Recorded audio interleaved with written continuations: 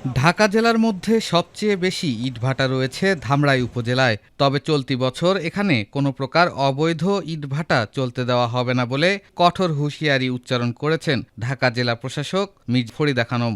বৃহস্পতিবার দুপুরে ঢাকার ধামরাই উপজেলার এসএসসি পরীক্ষায় জিপিএ 5 প্রাপ্ত মেধাবী শিক্ষার্থীদের সংবর্ধনা অনুষ্ঠান শেষে সাংবাদিকদের সাথে আলাপকালে এ কথা বলেন তিনি আরও বলেন, প্রশাসনের পক্ষ থেকে শুধুমাত্র বৈধ ও সরকারি অনুমোদনপ্রাপ্ত ইটভাটাগুলোকেই কার্যক্রম পরিচালনার অনুমতি দেওয়া হবে।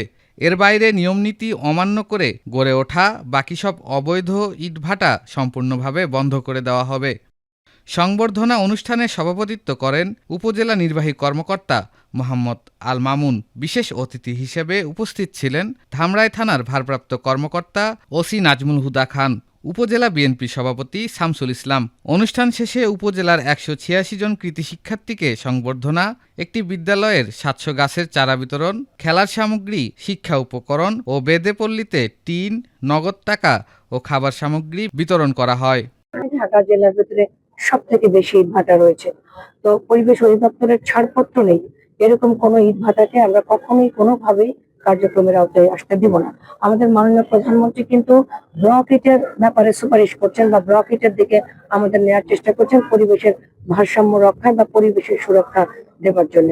আমরা সেই আঙ্গিকে কাজ করছি, তবে স্বল্প পরিসরে হলেও কিছু আপনাদের এমপি মহোদয়ের সাথে আমার কথা হয়েছে, তিনি আমার ওখানে গিয়েছিলেন।